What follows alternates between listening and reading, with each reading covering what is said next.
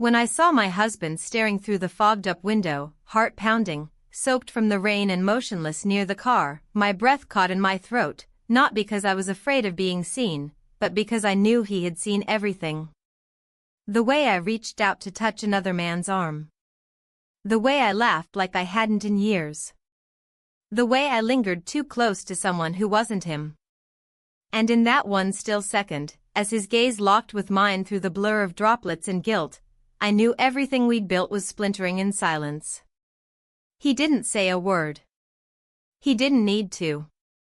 The look on his face said more than anger, it was confusion, disappointment, and the ache of a man realizing he had lost something he hadn't noticed slipping away. My lips trembled as I stepped back, not toward him, but away, because what could I possibly explain? That I hadn't planned it? That I didn't mean for it to go this far? That I didn't even know I was capable of this until it happened? And yet, 3 months ago, if someone had told me I'd be in this moment, I would have laughed. I wasn't the kind of woman who strayed. I was the kind of woman who cooked dinner on time, folded laundry, asked how his day was. But something inside me cracked, and now here I was, caught between two worlds. Before I tell you how everything unraveled, and how that one rainy afternoon rewrote everything, tell me in the comments where you're watching this from, and answer me this: have you ever found yourself so far from who you thought you were, that going back was no longer an option? The mornings used to be soft. Quiet. I'd open the window just a little, let the breeze come in while I made coffee. The clink of the spoon against porcelain, the hum of the kettle, they were my company. But lately, even those small comforts felt staged, like I was acting in a life that no longer fit. He would shuffle into the kitchen, eyes glued to his phone, muttering something about emails or traffic.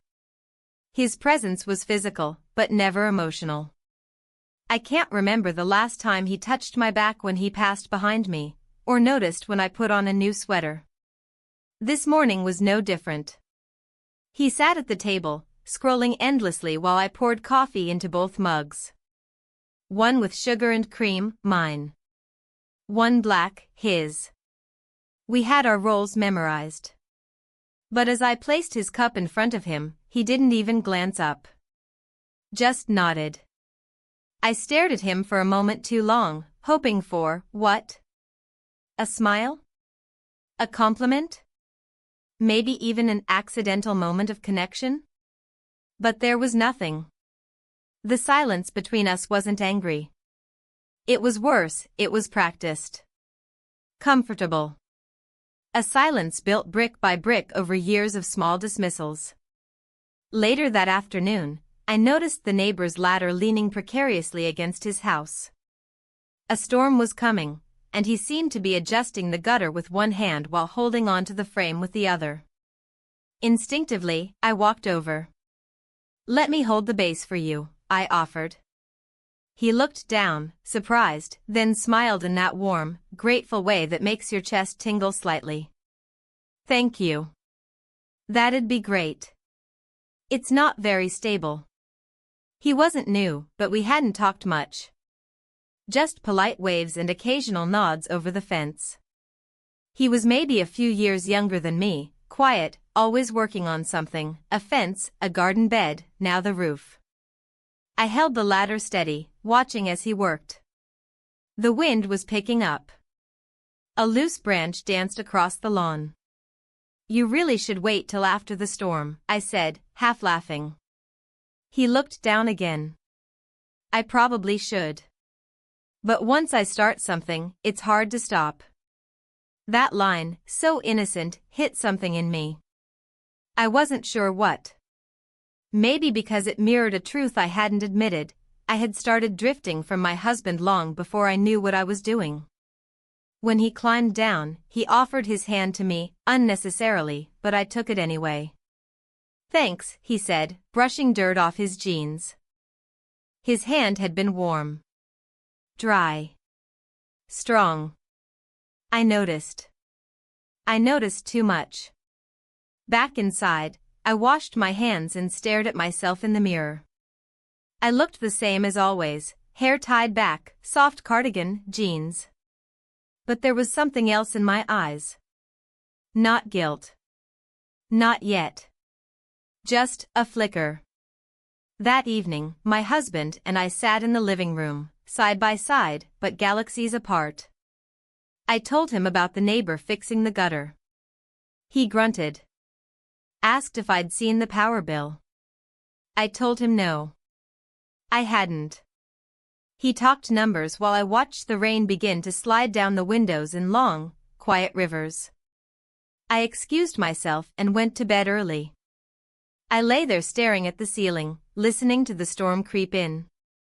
At some point, I got up and walked barefoot into the kitchen.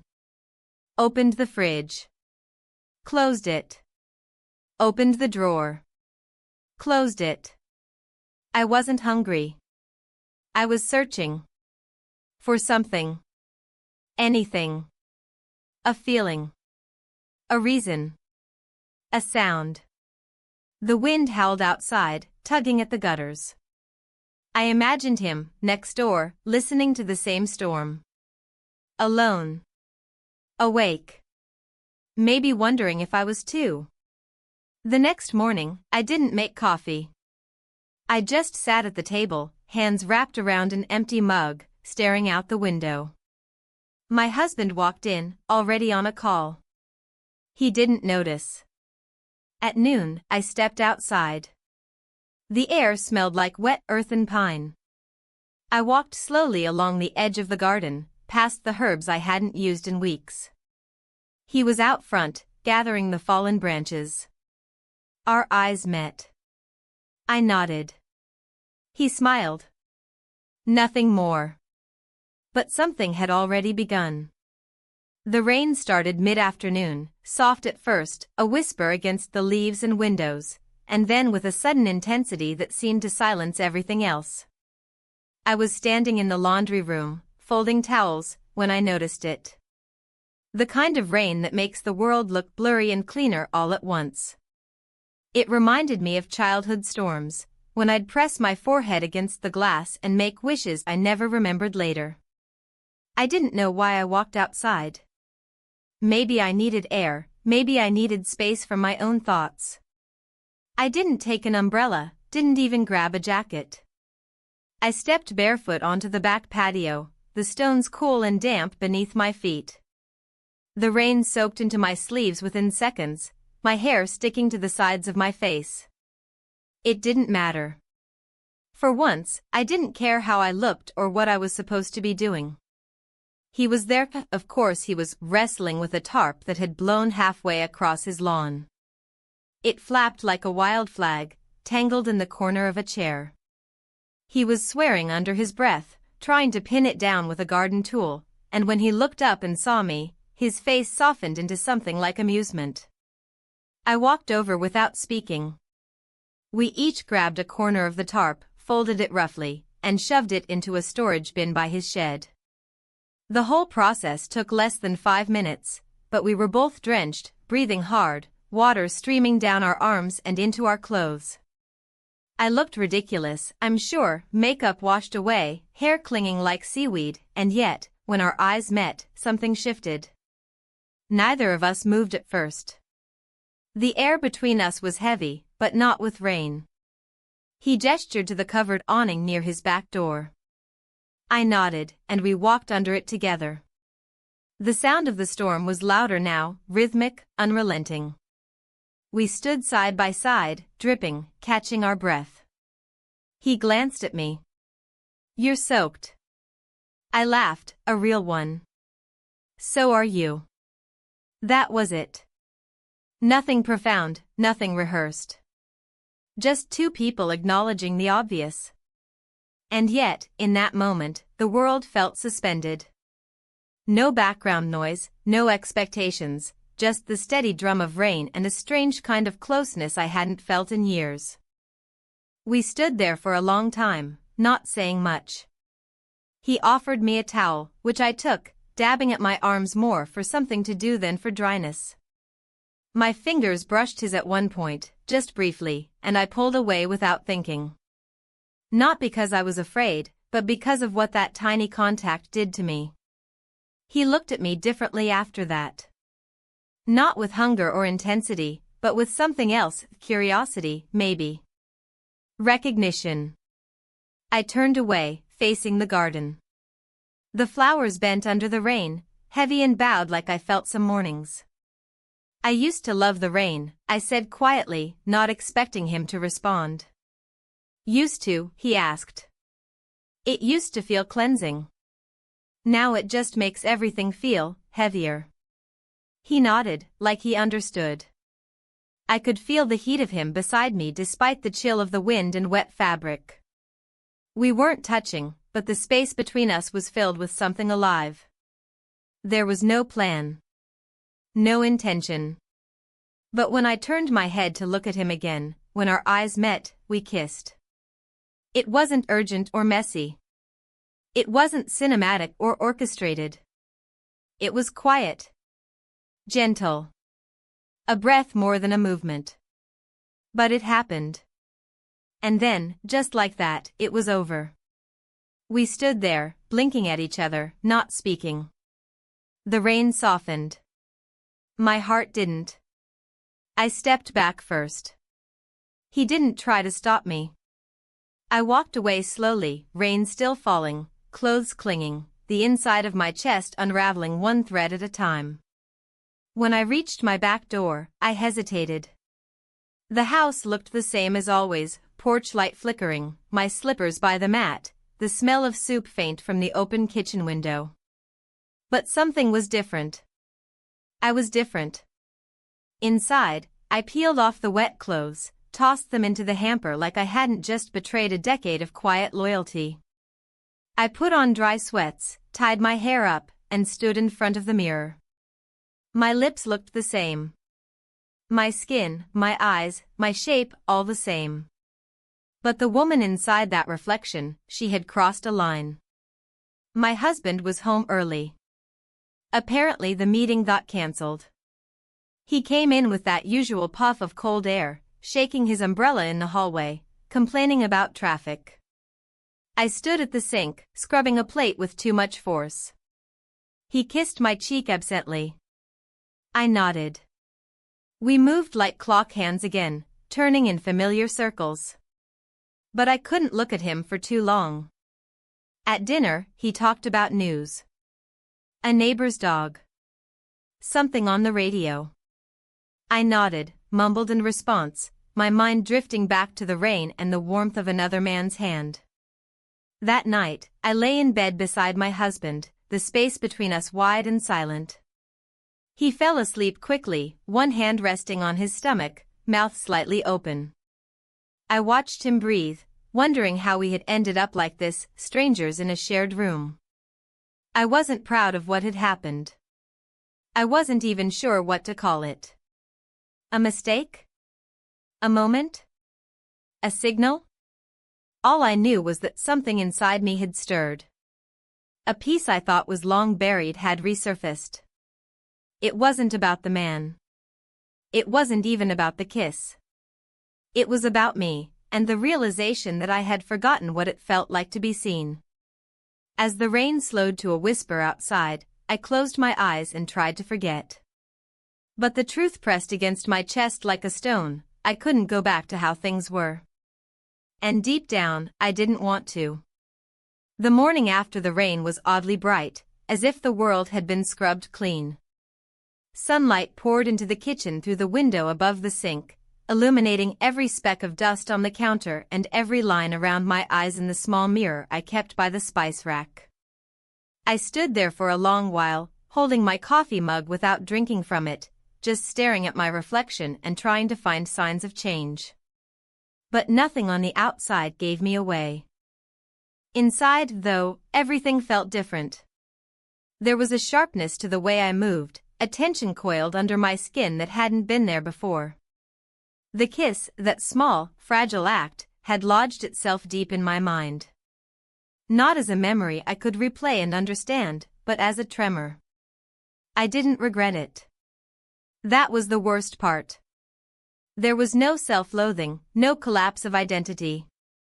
only a quiet, aching clarity. My husband came in around 10, mumbling about having to head into the office after all. I nodded, and he left in a rush, forgetting his keys on the hook and then doubling back, slightly annoyed at himself. I said nothing. Just watched him come and go, like watching someone through a pane of glass. Once the door closed for the second time, I let myself breathe. My shoulders dropped, and I placed the untouched coffee into the sink. I didn't want to sit in that house another moment. I told myself I needed a walk, fresh air, distraction. But I didn't put on workout clothes. I didn't tie my hair back. I dressed with a strange precision, jeans that still fit well, a soft gray sweater I hadn't worn in months, and a scarf I used to wear on Sundays when we'd go to the farmer's market, back when we still did things like that. I didn't intend to go anywhere near his street. That's what I told myself. But my feet moved without thought, and soon enough, I was walking down the sidewalk that curved around our cul-de-sac and led past his front yard. He was there, kneeling in the grass, fixing the border of a small flower bed. I could have turned back. I should have. But he looked up at the same moment I was passing, and there it was again, that warmth. That awareness. We exchanged nothing more than a wave. But the eye contact held too long. I kept walking, pretending I hadn't noticed. At the end of the block was a small park I rarely visited. A few wooden benches, a tired swing set. I sat down, facing the open space, trying to quiet the noise inside me. But it was no use. My mind replayed yesterday on a loop, the sound of the rain, the wet fabric, the way I had turned toward him, not away. And the moment our lips met, soft and brief and so terribly honest. I closed my eyes and leaned back. The bench creaked under me. When I returned home, the house was just as I left it. But it felt smaller somehow. I wandered through the rooms, running my hand along the furniture as if I might find something to anchor me. I ended up in the laundry room again, refolding a basket of clean clothes that didn't need refolding. Later that afternoon, my husband texted me that his meeting had been extended. He wouldn't be home for dinner. Something loosened in my chest. Not relief exactly. Just space. I ordered takeout, something he didn't like. Thai, extra spice. I ate in the living room with the TV on mute, letting the silence settle around me like a second skin. The couch cushion beside me remained untouched. As the sky darkened, I thought of the bike he'd been fixing. The one I saw in his driveway a few weeks ago, tires half flat, chain rusted. He worked on it like everything else in his life, patient, deliberate, as if saving things was a habit. Maybe he thought he could save me too. Or maybe he didn't want to. Maybe I was the one looking to be saved. I went to bed early but couldn't sleep. I lay there in the dark, eyes open, listening to the hum of the refrigerator and the occasional car passing on the street outside. My husband still hadn't come home. Around midnight, I got up. Walked through the hallway, barefoot, not bothering with a robe. The moonlight came through the kitchen window, casting pale shadows across the tile. I didn't turn on any lights. I poured a glass of water and stood by the sink, staring out into the yard. The grass still glistened from the rain. The tarp we had wrestled with was folded neatly under the shed's eave, like a shared secret. That night, I dreamed of being underwater. Not drowning, just drifting, weightless, surrounded by silence and light. When I woke, I couldn't remember if I'd felt peaceful or afraid. The next day, everything felt slightly tilted. My husband was back by morning, making noise in the bathroom, running late again. I didn't ask where he'd been. He didn't offer. He paused at the door, keys in hand, and looked at me for a moment longer than usual. I met his gaze, but neither of us said anything. Once the door closed, I exhaled. There was something fragile about the way our lives moved now, as if every choice could tip the balance. I stayed busy through the afternoon, sorting kitchen drawers, watering plants that hadn't bloomed in months, wiping down shelves. Small tasks that required just enough focus to keep my mind from wandering. But by 3, I found myself outside again, walking aimlessly, pretending not to know where I was going until I was already there. He was in the garage this time, organizing boxes. The door was open. He saw me, wiped his hands on a towel, and stepped outside. I didn't go to him. I stood across the yard, the distance between us charged. "Need help?" I asked, though my voice was barely above a whisper. He shook his head, but his eyes said something else. I nodded, turned, and walked away, not because I wanted to leave, but because staying would have been too much. Too soon. Back home, I sat at the kitchen table, pen in hand, notebook open. I started to write a list of groceries we didn't need. Crossed out half. Added random words. Then flipped the page and wrote down a single line. What happens when you remember who you are? I didn't know the answer. But I had a feeling I was getting closer. The morning came with a chill that clung to my skin even inside the house. I wrapped myself in a thick cardigan and stood at the window, watching the sun struggle to pierce through the low clouds. The sky was the color of wet cement, heavy and unmoving. I couldn't shake the restlessness from my limbs, like a current pulling beneath the surface of an otherwise still pond. I moved through the house aimlessly, organizing drawers that didn't need organizing, folding already folded towels. My body was busy, but my thoughts wandered. The kitchen table still held my notebook from the night before, the single line staring back at me like a dare. I traced the words with my finger, mouthing them silently. What happens when you remember who you are? I wasn't sure yet. But I was beginning to understand that the answer wouldn't come from inside these walls. I decided to walk to the market. It wasn't far, and I didn't need much, just a few vegetables, maybe some bread. But really, I needed a reason to move. To be out of the house. To breathe somewhere else. I took my time, choosing the long way through the residential streets. The leaves had started to turn reds, yellows, hints of gold, and the trees arched over the sidewalks like patient old witnesses. I passed a woman walking her dog, nodded politely, then continued on. At the market, everything felt louder than usual. The buzz of carts, the clatter of produce being stocked, the murmur of conversations I didn't want to join. I moved slowly, pausing longer than necessary at the tomatoes, touching the skin of each one like it mattered. When I turned the corner near the bakery section, I saw him. He stood at the counter, selecting a few rolls, his hand resting lightly on a paper bag. He hadn't seen me yet. I froze for half a second, then stepped forward, forcing my body into motion before my thoughts could intervene. He turned just as I approached. His eyes widened slightly, a flicker of surprise followed by something else, something softer. Recognition. We didn't speak. He nodded. I returned it. It was all we could do in that space. He paid and left before I finished. I didn't follow. I bought a loaf of sourdough and a handful of apples and walked home with the bag cradled in my arms like it might steady me. Back in the kitchen, I laid everything out, sliced the bread, and stared at it without appetite. The silence in the house was thick again, pressing down on my chest. I thought about calling someone, maybe my sister, but I didn't want to explain the tremble in my voice. Instead, I opened the back door and stepped out.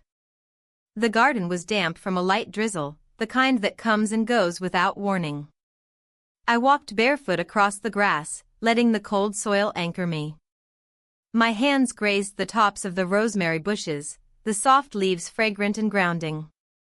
I was about to go back inside when I heard footsteps on the gravel. I turned, and there he was, standing near the fence, a small bundle in his hands. "Dropped something," he said, holding out a cloth, one of mine, from the shared fence line. I walked over and took it from him, fingers brushing for the briefest moment. The air between us tightened. "Thank you," I said, my voice barely carrying. He nodded, but didn't move away. We stood there, only a few feet apart, the silence not awkward but charged. The kind of silence that holds too much meaning to be casual. "I've been thinking about what happened," he said after a long pause, his voice low. I didn't reply. I couldn't. My throat was too tight. "It wasn't planned," he added. "I know," I said, finally. "But it happened." "Yes." I looked down at the cloth in my hands. It was damp, spotted with bits of grass. I wanted to say more, but I didn't know how to form the words. Everything felt fragile, like glass balancing on edge. He stepped back, nodding once more, and turned to leave. I stood there watching until he disappeared around the corner of his yard. That night, I couldn't stop replaying the conversation, brief as it was, over and over in my mind. His tone, his expression, the way he didn't try to justify anything. There was a quiet dignity in that. No pressure. No expectation. My husband came home late. He was tired, distracted. I asked if he wanted tea. He said he'd already had some at the office. I nodded. We went through the evening like always, dishes, television, lights off by 10. But everything felt out of sync. His breathing in bed was steady, predictable. Mine was shallow, restless. At one point, he reached out and rested his hand lightly on my hip. It was meant to be tender. Reassuring, maybe.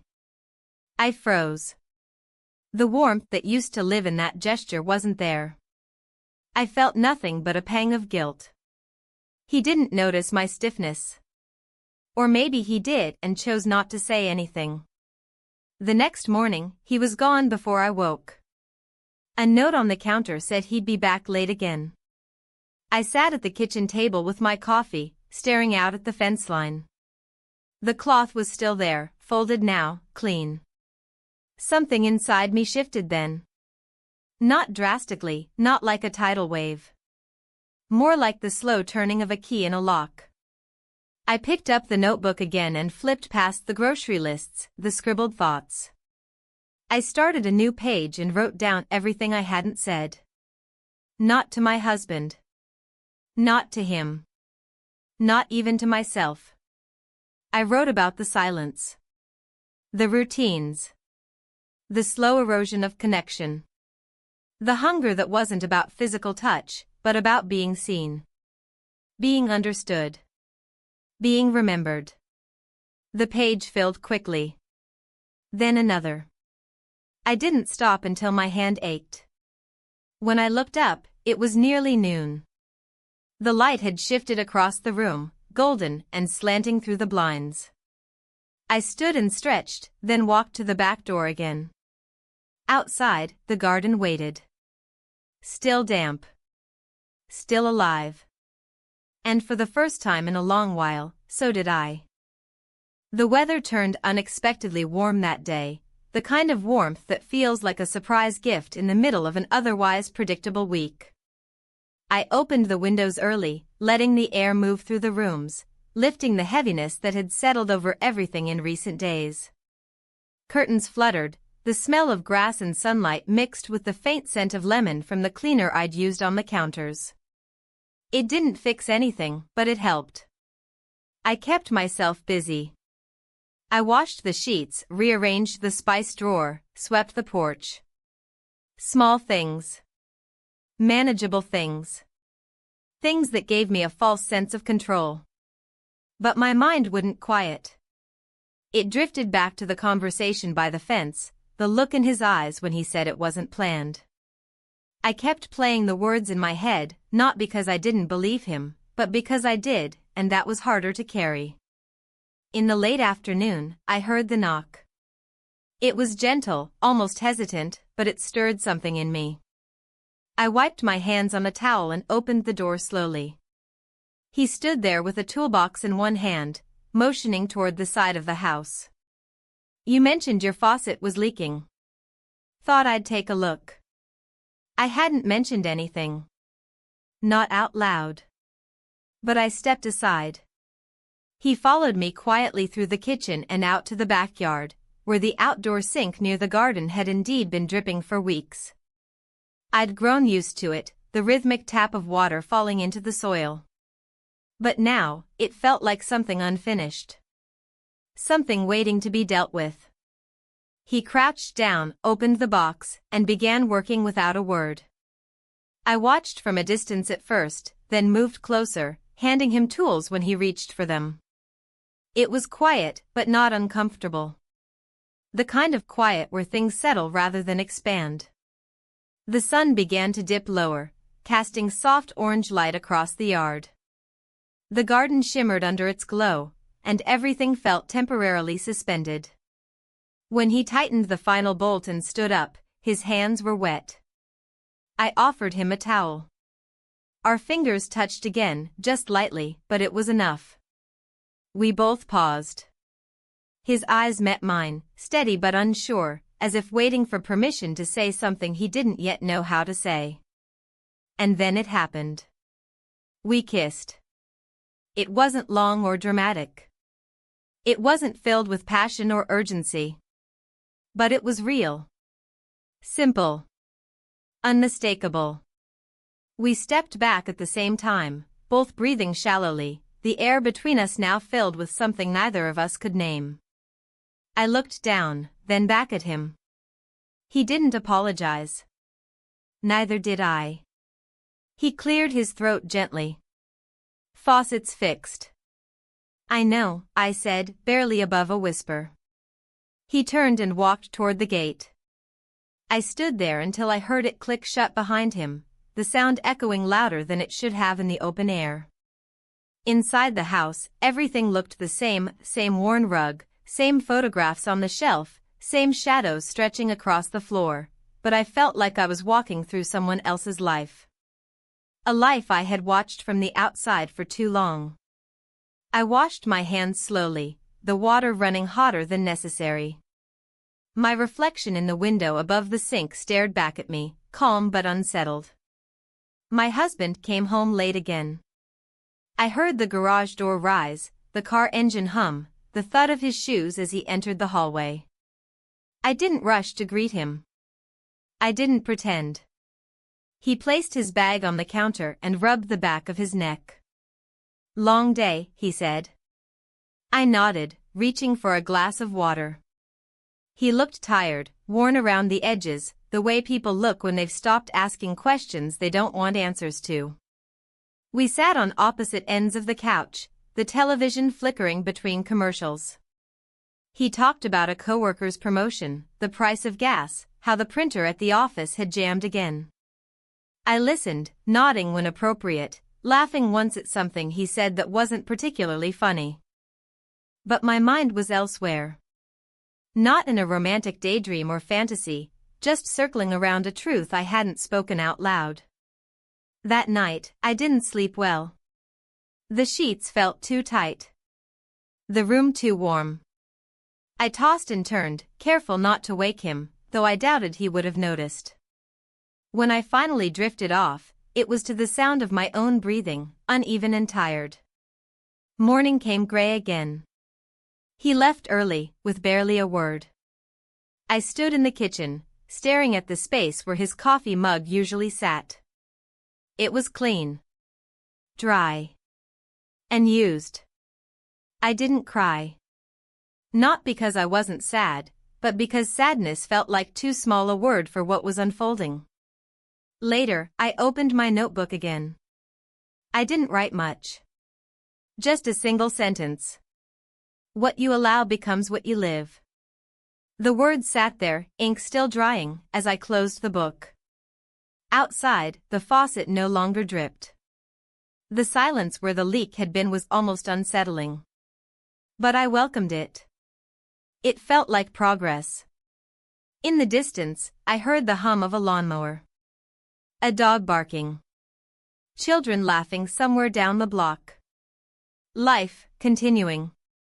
I stood on the porch with a cup of tea, the steam curling up toward my face. Across the yard, the garden was still. Waiting. And so was I. The days that followed unfolded slowly, like pages in a book I wasn't sure I wanted to finish reading. Nothing dramatic happened, no confrontations or confessions. But the air felt different, heavier, denser, as if something unsaid had begun to weigh down the corners of every room. My husband moved through the house with his usual rhythm: wake, coffee, shower, keys, door. But I noticed things I hadn't before. The way he left the cabinet doors open. The way he never looked up when I spoke. The way his voice had developed a flatness over time, like the spark had slowly been drained from his words. It wasn't that he was cruel or inattentive. He simply didn't see me. Not really. Not the way he used to. Not the way I wanted to be seen. And now, someone else had. I spent most of my time alone. I told myself I preferred it. That it gave me space to think, to clear my head. But in truth, I was waiting. For what, I wasn't entirely sure. Maybe for the guilt to catch up. Maybe for something to shift, one way or the other.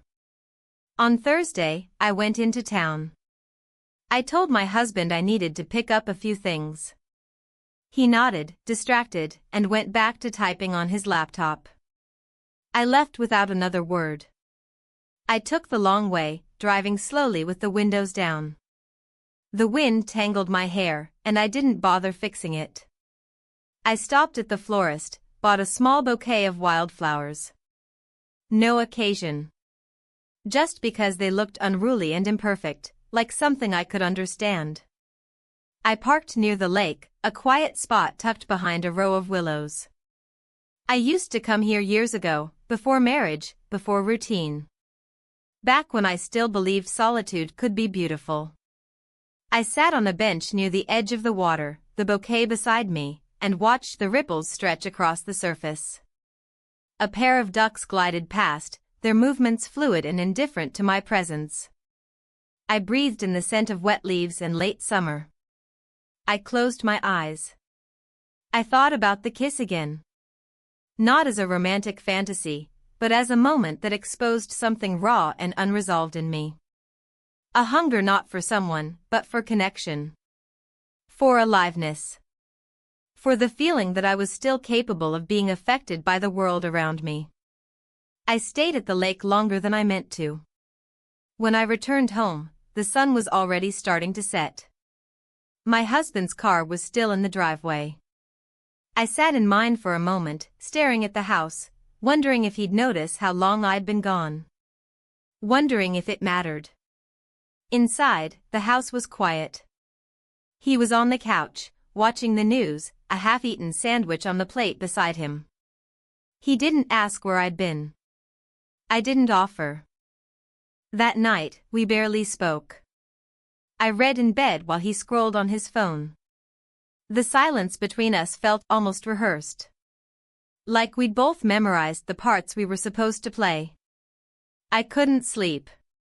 Again. I tossed under the sheets, restless and irritated, until I finally gave up and walked to the kitchen. I poured myself a glass of water and stood by the back door, looking out into the darkness. And then I saw it, a small flicker of movement near the fence. The gate creaked open slightly, and he stepped into view, holding something in his hand. He didn't come to the door. He stayed near the edge of the yard, placing something on the top step.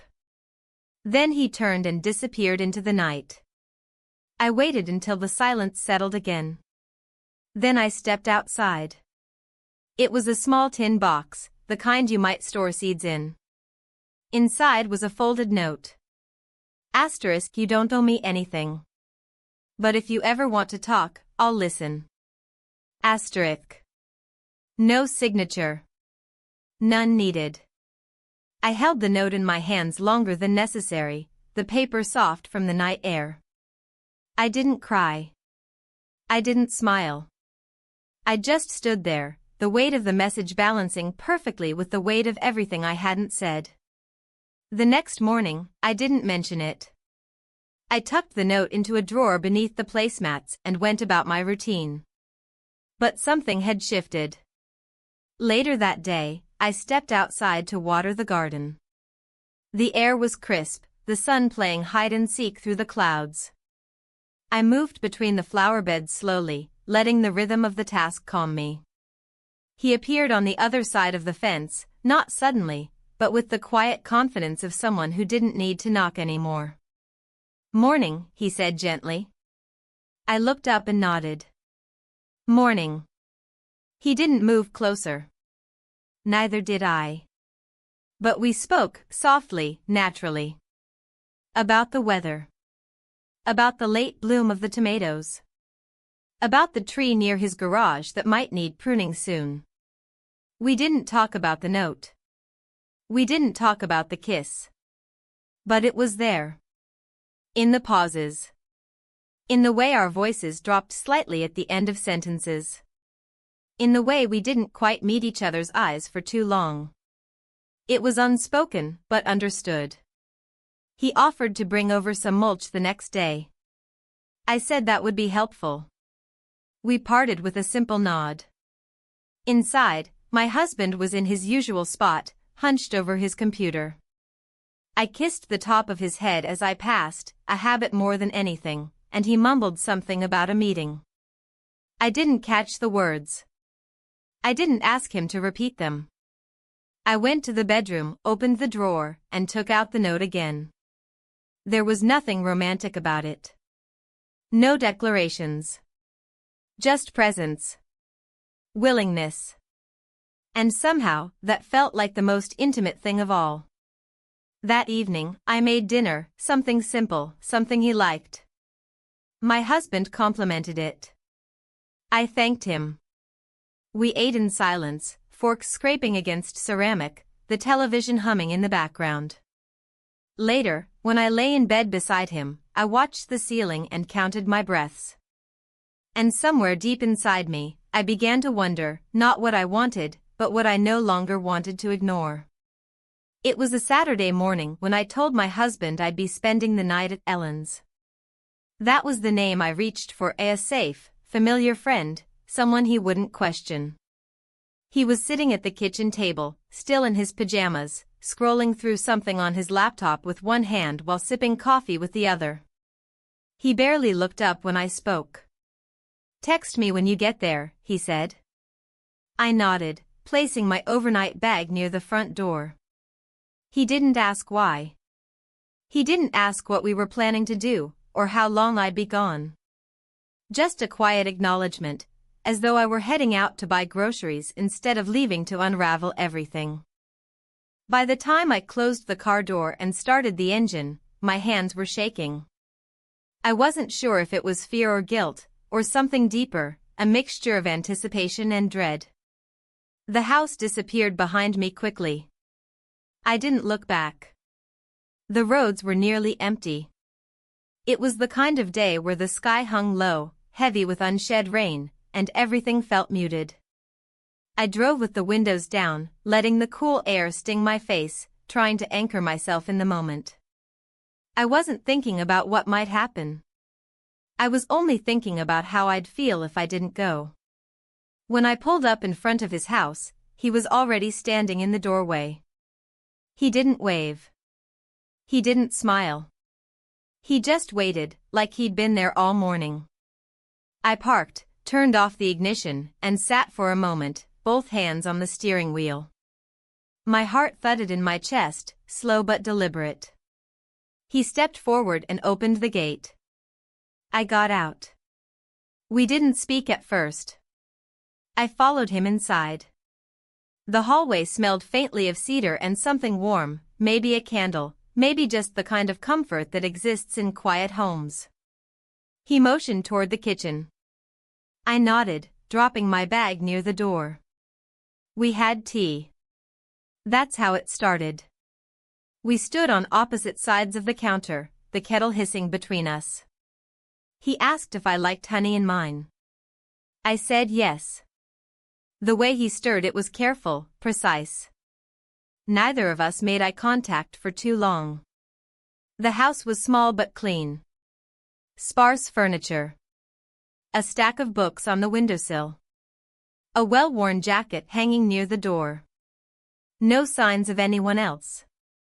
No pictures on the fridge. It made me feel both comforted and exposed. We talked, but only a little. About nothing, really, how the storm last week had knocked down a branch, how the neighbor's dog had gotten out again. I think we both needed the normalcy, even if it felt borrowed. Eventually, the silence returned. Not tense, just full. Like it had been waiting for us to stop pretending. He looked at me then. Not with expectation, but with recognition. As if he knew I wasn't here by accident. As if he understood what this meant even before I did. We spent the night together. I'm not sure what I expected afterward. A flood of emotion, perhaps. Or panic. Maybe even shame. But what I felt instead was a kind of quiet stillness, like something in me had settled. We lay side by side in the low light, not touching, not speaking. I watched the shadows on the ceiling move as the wind shifted outside. I don't know how long I stayed awake. Long enough to notice the rise and fall of his breath. Long enough to memorize the shape of the room, the way the curtains swayed, the hum of the refrigerator in the next room. Everything ordinary, and yet everything changed. In the morning, I woke before him. The sky was pale blue, streaked with soft clouds. I slipped out of bed quietly, careful not to wake him, and walked to the kitchen. I stood there barefoot, arms wrapped around myself, letting the silence settle over me like a blanket. I didn't feel like an intruder. I didn't feel like a runaway. I felt known. Maybe not by him, or not entirely. But by myself. And that was the strangest part. I had forgotten what it felt like to inhabit my body fully. To feel desire without shame. To make a choice that wasn't about anyone else's needs but mine. He came in a few minutes later, still half asleep, his hair tousled. He didn't speak. Just poured coffee for both of us. We sat at the table, side by side, the sun stretching through the windows in soft lines across the floor. Eventually, I stood. I should go, I said, quietly. He nodded. I know. He didn't ask if I'd be back. I didn't promise that I would. I gathered my things, slowly, methodically. When I reached the front door, I hesitated. Thank you, I said. He looked at me with that same steady gaze. You don't have to thank me. I nodded, not trusting my voice. The drive home was uneventful. The streets were busier now, the world returning to its rhythm. I kept the windows up this time, the silence inside the car echoing louder than it had on the way there. When I pulled into our driveway, my husband's car was gone. He'd left a note on the counter saying he'd gone to the hardware store and would be back by lunch. I unpacked slowly. Hung my coat. Folded the clothes I hadn't worn. I moved through the house like someone returning from a long trip, everything familiar, but slightly out of place. I didn't feel triumphant. I didn't feel broken. I felt aware. Later that afternoon, I stood in the backyard, watering the plants. The soil was dry, the heat from the midday sun pulling moisture too quickly from the ground. I moved from pot to pot, pausing longer than necessary at each one. The fence between our yards stood tall and still. I didn't look beyond it. Not yet. I tried to fall back into rhythm, the kind of rhythm that once made my life feel safe, if not exactly fulfilling. Folding laundry while the radio hummed. Stirring soup in the same old pot. Answering my husband's casual questions with practiced nods and soft hums of acknowledgement. I thought if I focused hard enough on the routine, if I filled the hours with enough noise and motion, the ache in my chest might loosen its grip. But everything felt louder now. The hum of the refrigerator, the ticking of the wall clock, the sound of my own footsteps on the floor, it all echoed, sharper than before. The silence between me and my husband stretched longer in the evenings. He didn't seem to notice, or if he did, he chose not to say anything. That, perhaps, was the worst part. 3 days passed. I didn't see him. Not the neighbor, not even from a distance. I didn't hear his tools, or his footsteps near the fence. Not even the sound of his back door closing. It was as if the ground had swallowed him up. And I hated how often I checked the window, pretending to adjust the blinds or inspect the sky, when really I was just hoping for a glimpse of him. By the 4th morning, something in me unraveled. I stepped outside, crossing the lawn slowly, the grass still damp with dew. My fingers traced the edge of the fence, the same wooden panel I'd leaned on so many times, first in casual conversation, then in something that grew far less casual with every passing glance. But his yard was still. Lifeless, almost. The garden tools stacked neatly, no movement from the porch, no open windows. The silence wasn't peaceful anymore. It was a void. I spent the rest of the morning rearranging the living room. I told myself I wanted a change, but every piece of furniture I moved seemed to highlight how little had changed. The throw pillows still slouched in the corners like tired guests. The rug still had that one stubborn wrinkle no matter how I stretched it. The pictures on the wall looked faded, not from age, but from disconnection. In the afternoon, I baked a cake. A lemon one, with the recipe I hadn't used in years. It was something I used to make when we first moved into the house, when guests would come by for coffee and weekends felt full of purpose. I didn't know why I baked it now. I didn't even want a slice. When my husband came home, the smell filled the house. He walked in, surprised. "You baked?" he asked, raising an eyebrow. "I did," I replied simply. He nodded, sat at the counter, and took a bite. "It's good," he said with his mouth full, like a child who didn't know how to compliment without sounding surprised. I smiled, barely. I poured him tea and joined him in silence. It wasn't warm, not exactly. But it wasn't cold either. Just neutral. As though we were two people performing a scene we'd practiced too many times. Later that night, I stood in the hallway outside our bedroom, staring at the light spilling from the bathroom door. My reflection in the hallway mirror caught me by surprise. I looked tired. Not from lack of sleep, but from holding something in for too long. I didn't know what I was waiting for. A message? A visit? An apology? None of those things felt appropriate, yet their absence felt loud. The next morning, I opened the back door to water the garden.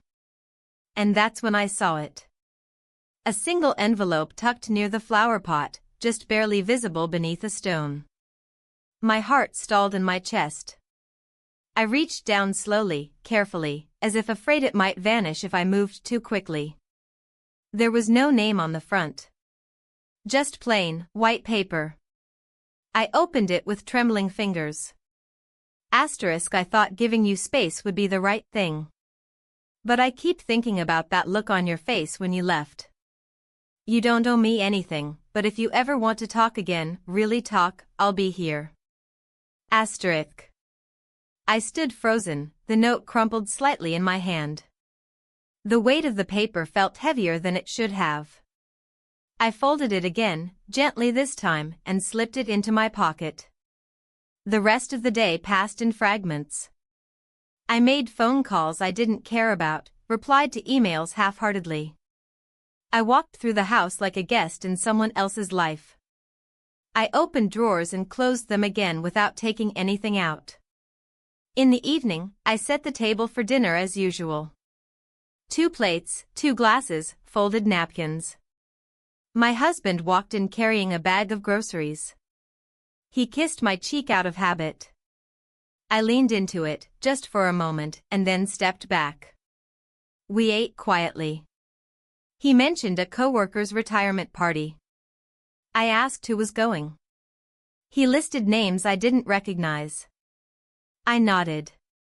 That night, he fell asleep before I turned off the light. I listened to his breathing for a while, counting the seconds between each rise and fall of his chest. I thought about the man next door, about his quiet, steady voice and the way he had looked at me like he actually saw me.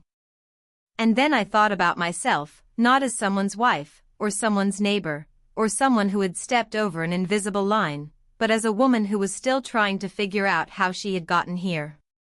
The note was still in my pocket. I slipped it out, reread it by the dim glow of my bedside lamp, and then slid it under the book on my nightstand. I didn't know what I would do. Not yet. But I knew I couldn't pretend much longer. The next morning, I stepped outside early. The world was quiet, the sky soft with morning light. I stood near the fence for a long time, waiting. But no one came. Not yet. So I waited. Quietly. Without expectation. And for the first time in weeks, I didn't feel entirely alone. The silence in our house had become something I could almost measure. It stretched between rooms, hovered between conversations, and settled into the spaces where our shared life used to be. My husband and I still moved through the same routines, the same obligations, the same table at dinner. But something had cracked, and we were both pretending it hadn't. He was quieter lately. More withdrawn. He lingered at the window more often, looking out without really seeing anything. Sometimes he would open his mouth like he was about to say something, then think better of it and go back to his phone or the newspaper. I wondered if he knew.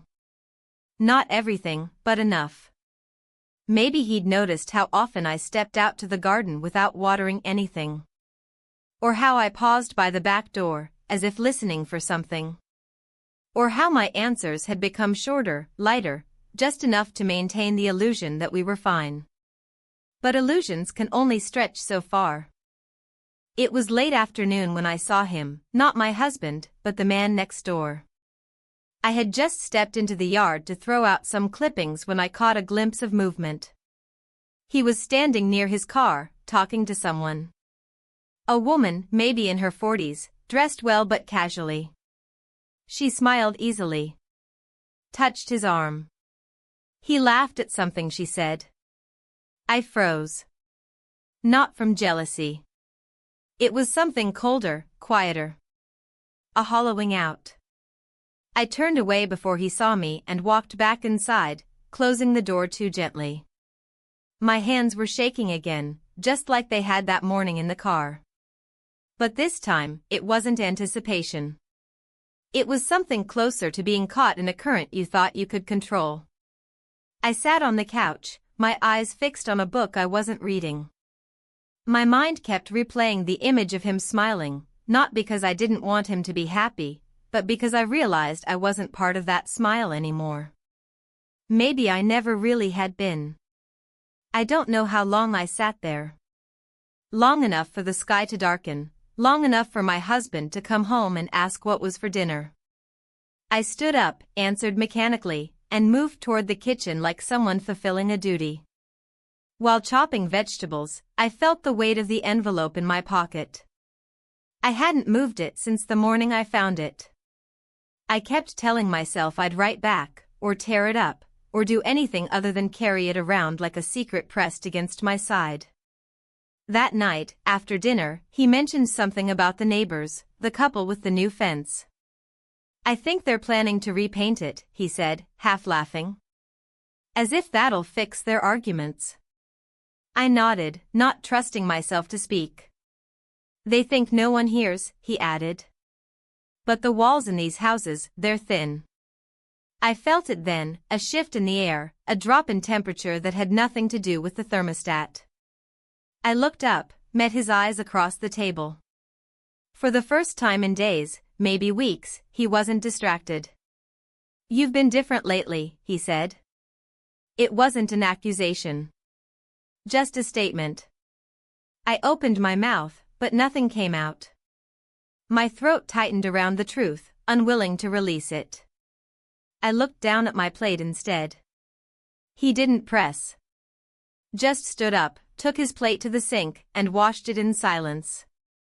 Later, as I lay in bed pretending to sleep, I heard him moving through the hallway.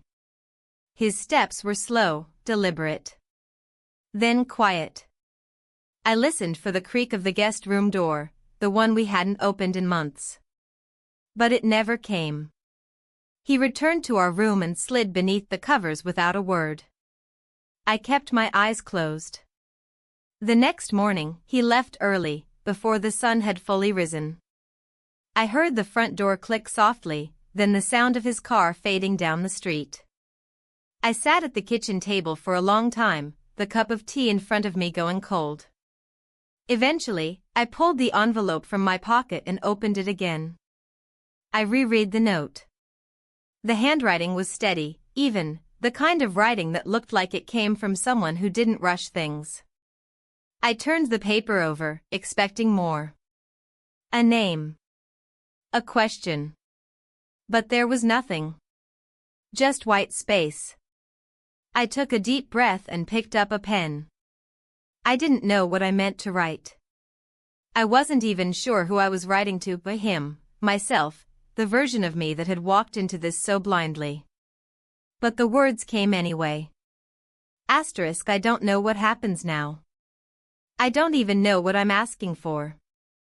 But I know this, I can't go back to what I was before. And I don't want to live in the in-between anymore. I'm tired of silence.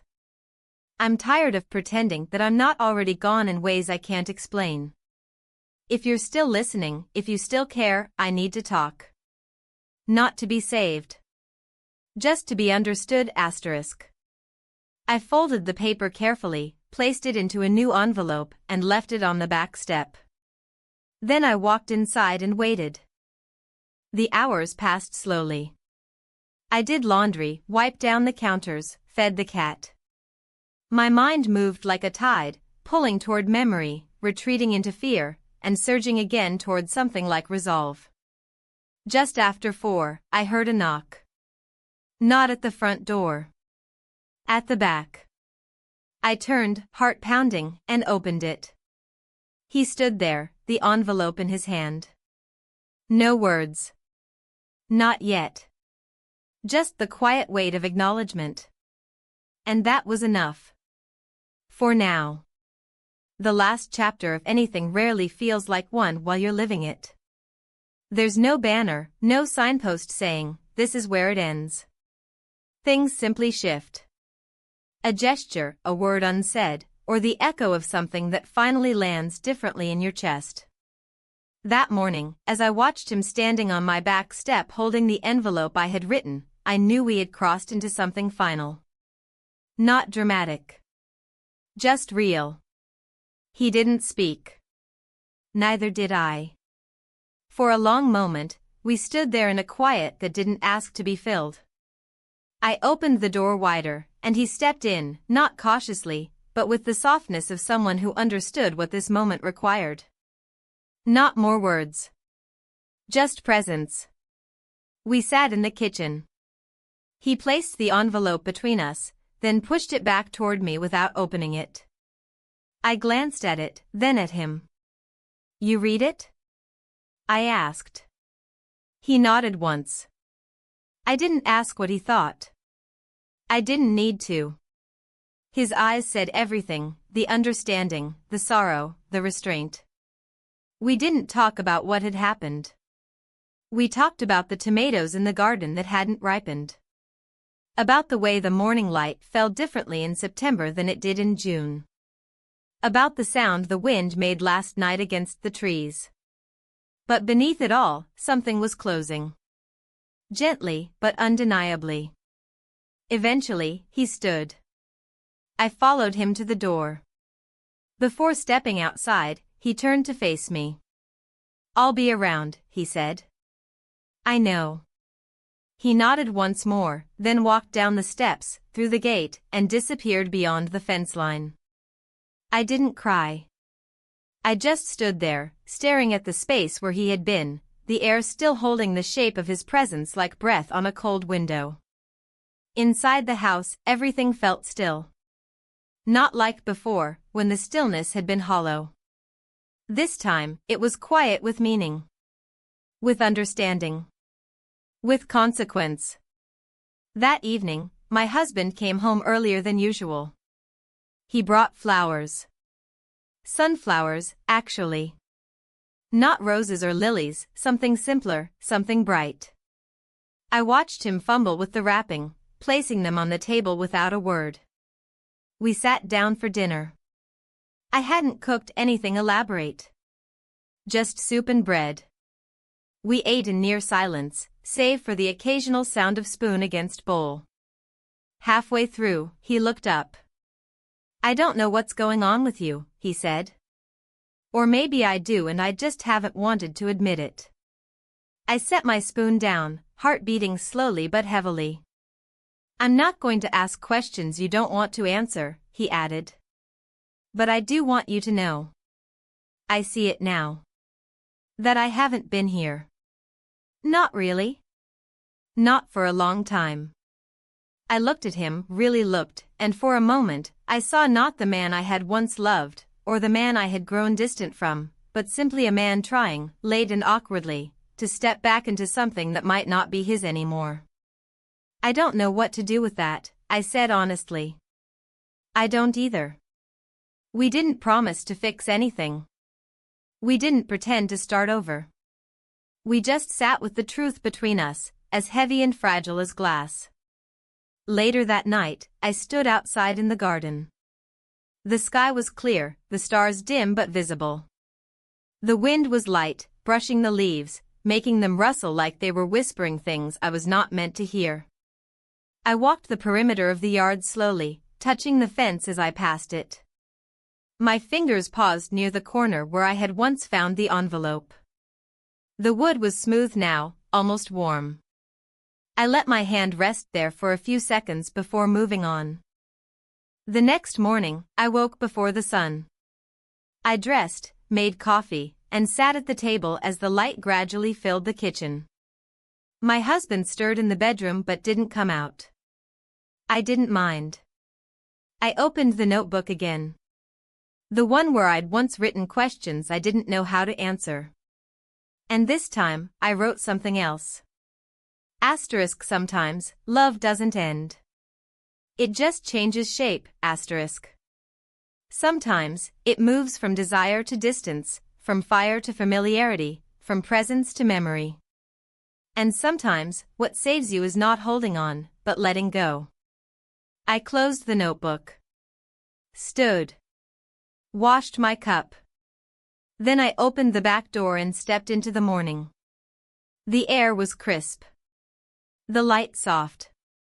Across the fence, his yard was quiet. I didn't wait. I walked back inside, opened a drawer, and removed the envelope, the one I had once folded with such trembling hands. This time, I tore it cleanly in half. Not out of anger. Not even out of closure. But because it no longer needed to exist outside of me. And as I dropped the pieces into the bin, I felt something loosen in my chest. Not grief. Not regret. Just space. Enough space, perhaps, for something new to grow.